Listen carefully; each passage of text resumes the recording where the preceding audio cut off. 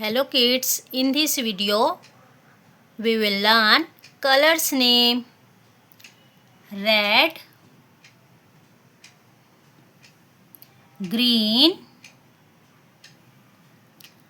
white, pink, grey, brown, yellow, black,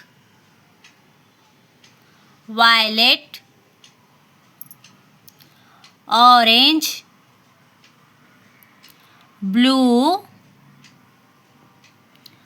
gold. Red colour की क्या क्या चीज़ें होती है? Tomato, rose. ग्रीन कलर की lime and ladies finger. White milk dove. Pink lotus stapler. Grey elephant stones. Brown shoes and bear. Yellow colour की क्या क्या चीज़ें होती है? Banana and sunflower.